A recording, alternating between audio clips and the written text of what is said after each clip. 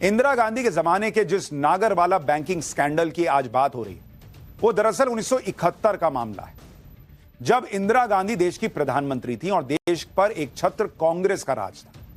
1971 में ही एक घटना ऐसी हुई जिसने उस वक्त पूरे देश में हलचल मचा दी, सनसनी फैला दी। यह घटना थी एक बैंक से इंदिरा गांधी का नाम लेकर 60 लाख रुपए की रकम निकाल लेने का। उस वक्त 60 लाख रुपए कोई छोटी मोटी रकम नहीं होती थी। यह 60 लाख रुपए आज की डेट में कन्वर्ट कीजिएगा तो 170 करोड़ रुपए होते हैं।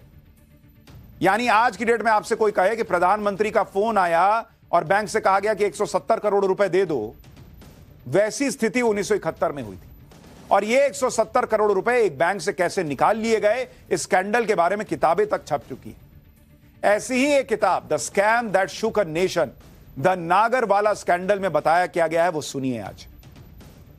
इस किताब में कहा गया कि 24 मई 1971 को सुबह 11:45 के करीब स्टेट बैंक ऑफ इंडिया की पार्लियामेंट स्ट्रीट ब्रांच में एक फोन आता है। यह फोन उस वक्त बैंक के चीफ कैशियर वेद प्रकाश मल्होत्रा के पास आया। फोन पर बोल रहे शख्स ने खुद को तत्कालीन प्रधानमंत्री इंदिरा गांधी का सचिव पीएन हक्सर बताया, यह किताब में लिखा है, और पूर्वी पाकिस्तान यानी आज के बांग्लादेश में एक सीक्रेट मिशन के लिए 60 लाख रुपए डिलीवर करने के लिए कह दिया। उस वक्त बांग्लादेश युद्ध चल रहा था। चीफ कैशियर मल्होत्रा ये सुने कि 60 लाख रुपया, तो उनके होश उड़ गए, थोड़ा परेशान हो गए। तभी सामने वाले शख्स ने कहा कि लीजिए, प्रधानमंत्री से ही बात कर लीजिए। इसके बाद फोन पर आवाज आई कि मैं भारत की प्रधानमंत्री बोल रही हूं और जैसा कि मेरे सचिव ने अभी तुम्हें बताया कि बांग्लादेश में एक सीक्रेट काम के लिए 60 लाख रुपए की अर्जेंट जरूरत है, उसका तुरंत इंतजाम कीजिए। आगे फोन पर कहा गया कि पैसे को हक्सर की बताई जगह पर भेज दो जहां पैसे कलेक्ट करने के लिए एक आदमी मिलेगा। इसी फोन कॉल का जिक्र अभी संबित पात्रा कर रहे थे। यह इंदिरा गांधी का फोन कॉल था। जब चीफ कैशियर मल्होत्रा से ने पूछा कि वो उस आदमी को कैसे पहचानेंगे भाई जिसको 60 लाख रुपए देने हैं, जो आज की डेट में 170 करोड़ रुपए हैं, तो सामने से आवाज आई कि वो शख्स कोडवर्ड में बात करेगा। चीफ कैशियर को बताया गया कि पैसा लेने आया शख्स उन्हें बांग्लादेश का बाबू कहेगा, जिसके जवाब में उन्हें बार एट लॉ कहना होगा। जैसा फिल्मों में नहीं होता कि कोडवर्ड में बात हुई, पैसा दे दिए। इसके बाद यह रकम उस शख्स के हवाले करनी है। चीफ कैशियर से 60 लाख रुपए की डिलीवरी के बाद पीएमओ से प्रधानमंत्री कार्यालय में आकर रसीद लेने के लिए भी कहा गया और इसके बाद फोन कट गया। इसके बाद चीफ कैशियर 60 लाख रुपए लेकर उस आदमी को देने गया जिस आदमी को पैसे देने के लिए इंदिरा गांधी के नाम पर फोन आया था। लेकिन जब 60 लाख रुपए की डिलीवरी के बाद एसबीआई के चीफ कैशियर रसीद लेने के लिए प्रधानमंत्री कार्यालय पहुंचे तो वहां हो गया खेला। उन्हें बताया गया कि ना तो पीएम ने और ना ही उनके सचिव ने इस तरह का कोई निर्देश दिया है। जैसे ही कैशियर को पता चला कि प्रधानमंत्री कार्यालय ने तो ऐसा कोई निर्देश ही नहीं दिया, तो कैशियर को लगा कि मैं तो ठगा गया, ये क्या हुआ बॉस, क्योंकि 60 लाख रुपए तो वो डिलीवर कर चुके थे। अब किया जाए? तो कैशियर ने अपने अधिकारियों से बात करने के बाद तुरंत पार्लियामेंट स्ट्रीट पुलिस थाने में एफआईआर दर्ज करवा दी। पुलिस भी एक्शन में आ गई। तत्कालीन डीएसपी डीके कश्यप की लीडरशिप में मामले की जांच के लिए एक टीम बना दी गई। इस मिशन को नाम दिया गया ऑपरेशन तूफान। और आप भी सुनिए कितनी तूफान की गति से काम हुआ। पुलिस ने सबसे पहले उस टैक्सी को खोजना शुरू किया जिसमें पैसे लेने वाला शख्स बैठा था।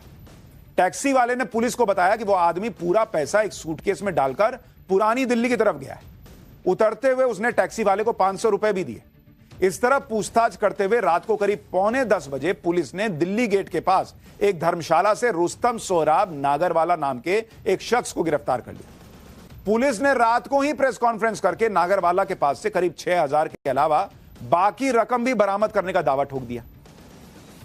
आपको साल 1971 की यह तस्वीर दिखा रहा हूं जिसमें पुलिस वाले नागरवाला से बरामद कैश को गिनते हुए नजर आ रहे हैं। आप तस्वीर देखिए, उसमें आपको कैश नजर आ रहा है, पुलिस वाले नजर आ रहे हैं और यही वो 60 लाख रुपया है जो पुलिस वाले गिन रहे हैं जिन्हें बरामद किया गया था। अब आप कहेंगे बॉस इसमें स्कैंडल क्या हुआ? जब पुलिस ने तुरंत एक्शन लेकर आरोपी को पकड़ ही लिया, पैसा रिकवर हो ही गया, तो स्कैंडल की बात क्यों आ रही?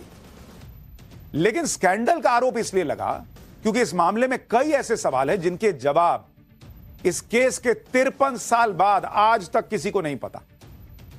जांच पर ऊपर से नीचे तक सवाल ही सवाल है। यह सवाल क्या है आगे आपको बताऊंगा। पहले यह देख लीजिए कि 60 लाख रुपए लेने वाले आरोपी नागरवाला को जब पकड़ा गया तो उसके बाद क्या हुआ? नागरवाला की गिरफ्तारी के 10 मिनट बाद ही पुलिस ने इस केस का ट्रायल पूरा होने की बात कही। 10 मिनट बाद उसी दिन मजिस्ट्रेट केपी खन्ना की कोर्ट में नागरवाला के खिलाफ मुकदमा दायर हुआ। भारत के न्यायिक इतिहास में ऐसा पहली बार हुआ कि गिरफ्तार किए जाने के सिर्फ 3 दिन के अंदर मुकदमे की सुनवाई पूरी हो गई और आरोपी को सजा भी हो गई। इस मामले में नागरवाला ने कैमरे पर कबूलनामा किया था, उसके आधार पर 3 दिन के अंदर 4 साल की सजा हो गई उस व्यक्ति को और 1000 का जुर्माना भी लगा। इस मामले में किसी तरह के सबूत और गवाह पेश ही नहीं किए गए, सिर्फ उसने कैमरे पे मान लिया यही हो गया और इसी पे सजा हो गई 3 दिन के अंदर। अब यहां सवाल यह है कि ऐसा केस क्या किसी ने देखा सुना था जिसमें इतनी जल्दी सब कुछ निपट गया? कोई सर्कमस्टेंशियल एविडेंस नहीं, कुछ नहीं। कहा जा रहा है कि सिर्फ जो कैमरे पर उसने कबूलनामा किया उसी पर हो गया मामला, तुरंत ट्रायल और सजा सब हो गई। और इसीलिए आज तक सवाल उठते हैं कि क्या यह तेजी कुछ छुपाने के लिए थी? ऐसा नहीं था कि उस वक्त ये बातें नहीं हुई थी, उस वक्त ये सारी बातें संसद के अंदर भी उठी थी। 1971 में नागरवाला बैंकिंग फ्रॉड पर संसद में खूब बवाल मचा था। गोधरा से स्वतंत्र पार्टी के सांसद पीलू मोदी ने नागरवाला बैंकिंग स्कैम का मुद्दा अगले ही दिन यानी 26 मई 1971 को लोकसभा में उठाया और उन्होंने इंदिरा गांधी सरकार से सवाल पूछे कि ऐसा कैसे हो सकता है बॉस कि किसी कैशियर को पीएम आवास और संसद का इतना आसानी से एक्सेस हो।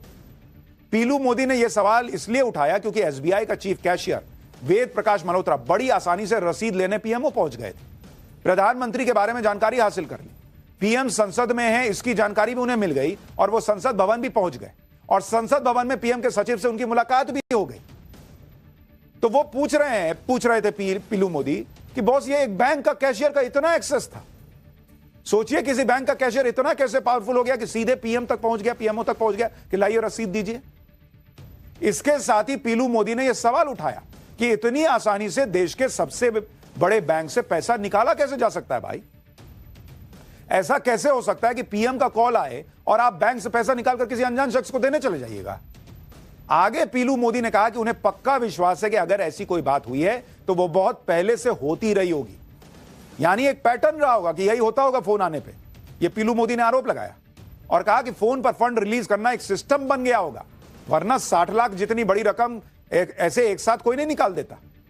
पीलू मोदी ने यह भी सवाल पूछा कि अगर यह पहले से होता आ रहा है तो यह पैसा किसके लिए इस्तेमाल होता आ रहा है?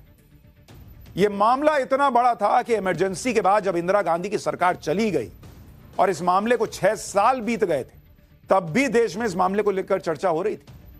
6 साल बाद यह केस फिर से खोला गया जब इंदिरा गांधी सरकार में नहीं थी। जब इंदिरा गांधी की सरकार 1977 में चली गई और जनता पार्टी की सरकार आई तब यह मामला खुला। तब पीएम मोरारजी देसाई थे और उनकी सरकार ने नागरवाला बैंकिंग स्कैंडल की जांच के लिए कमीशन बना दिया जिसका नाम रखा गया रेड्डी कमीशन।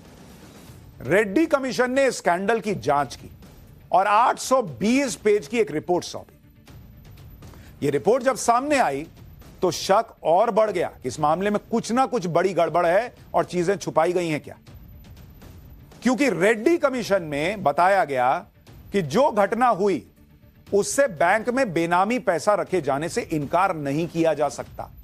यानी जो 60 लाख रुपए इंदिरा गांधी और पीएमओ के नाम पर नागरवाला को डिलीवर किया गया था, वो पैसा आखिर किसका था, इसका सवाल खड़ा हो गया जांच में। रेड्डी कमीशन की रिपोर्ट में इस मामले की जांच सही तरीके से नहीं करवाने के लिए तत्कालीन पीएम इंदिरा गांधी पर भी सवाल उठाए गए, जिनके पास उस वक्त गृह मंत्रालय का प्रभार था। रेड्डी कमीशन की रिपोर्ट में इस बात पर भी चिंता जताई गई कि तत्कालीन पीएम के सचिवालय से जुड़े कुछ अधिकारियों ने जांच को प्रभावित करने और जल्द से जल्द केस खत्म करने के लिए पुलिस पर दबाव डाला। यह रेड्डी कमीशन की रिपोर्ट में था। रिपोर्ट यह भी बताती है कि जांच के दौरान एसबीआई की पार्लियामेंट स्ट्रीट ब्रांच के स्ट्रांग रूम में बेनामी सामान भी रखा मिला। आगे रिपोर्ट में इस बात की आशंका से इनकार नहीं किया गया कि बैंक में खास लोगों की तरफ से बेनामी कैश रखा गया। रेड्डी कमीशन की रिपोर्ट में इस बात के सबूत मिलने की भी बात कही गई कि नागरवाला केस से पहले भी बैंक से इस तरह से कैश निकालने का सिस्टम बना हुआ था। और यही बात पीलू मोदी ने उठाई थी कि ऐसा कैसे संभव है कि एक फोन आएगा और कैशियर लेके चला जाएगा 60 लाख रुपया, जो आज की डेट का 170 करोड़ है। कोई फोन करेगा कि 170 करोड़ दे और बैंक कैशियर चला जाएगा और फिर पीएमओ पहुंच जाएगा कि लाओ मेरा रसीद दो। तो जो पीलू मोदी ने शक जताया था वही रेड्डी कमीशन की रिपोर्ट में आया। इसका मतलब ऐसा पहले भी होता रहा होगा। जिस नागरवाला को इंदिरा गांधी के नाम से फोन करके 60 लाख रुपए पहुंचाए गए, वो नागरवाला कौन था यह भी आज तक ठीक से नहीं पता चल पाया। आप सोचिए कितना मिस्टीरियस केस है। कुछ मीडिया रिपोर्ट्स में दावा किया गया कि नागरवाला रिटायर्ड कैप्टन थे, लेकिन उस वक्त संसद में कई सांसदों ने यह भी बताया था कि नागरवाला तो टीचर था। आप सोचिए कैसी गुत्थी उलझी है। किसका फोन आया, पैसा कैसे गया, ऐसा कैसे संभव है कि कैशियर पीएमओ तक चला जाए, ऐसा कैसे संभव है कि पीएमओ से फोन आए और 60 लाख रुपया निकल जाए, ऐसा कैसे संभव है कि 3 दिन में मामला निपट जाए और सजा हो जाए। मतलब इतने सवाल जिनके जवाब आज तक नहीं मिले हैं। और जिस आदमी को पैसा मिला वो क्या था वो भी आज तक क्लियर नहीं। नागरवाला को कोर्ट से सजा मिली थी, लेकिन सजा मिलने के कुछ दिनों बाद नागरवाला ने अपनी सजा को चुनौती दे दी। इसके बाद जो कुछ हुआ उसकी वजह से भी इस बैंकिंग स्कैंडल और इसकी जांच पर कई सवाल खड़े हुए। नागरवाला जिसने कबूलनामा किया था, उसने कुछ दिन बाद अपील की थी कि मामले की दोबारा सुनवाई उस मजिस्ट्रेट की कोर्ट में ना हो जहां उसे सजा सुनाई गई थी। लेकिन 28 अक्टूबर 1971 को नागरवाला की अपील खारिज कर दी गई। इस बीच 20 नवंबर 1971 को नागरवाला केस की जांच कर रहे पुलिस ऑफिसर डीके कश्यप की सड़क हादसे में संदिग्ध हालात में मौत हो गई। यानी जो इन्वेस्टिगेटिंग ऑफिसर था, उस व्यक्ति की, कहा जा रहा है कि वो हनीमून पे जा रहे थे या कहीं जा रहे थे, सड़क हादसे में मौत हो गई संदिग्ध हालत में। उधर मामले की दोबारा सुनवाई शुरू होने से पहले जेल में बंद नागरवाला ने एक अखबार करंट के एडिटर डीएफ कराका को एक चिट्ठी लिखी और कहा कि मैं इंटरव्यू देना चाहता हूं। दरअसल नागरवाला पारसी समुदाय से थे और डीएफ कराका को उस वक्त पारसी समुदाय का अच्छा लीडर माना जाता था। लेकिन उस वक्त डीएफ कराका बीमार थे, इसलिए उन्होंने कहा कि मेरा असिस्टेंट जेल में जाकर इंटरव्यू ले लेगा। लेकिन नागरवाला ने असिस्टेंट से मिलने से ही इनकार कर दिया और कहा कि वो सिर्फ एडिटर को ही इंटरव्यू देगा। इस सब के बीच साल 1972 की शुरुआत में नागरवाला को जेल में हार्ट अटैक आ गया, कार्डियक अरेस्ट आ गया, यह दावा किया जाता है।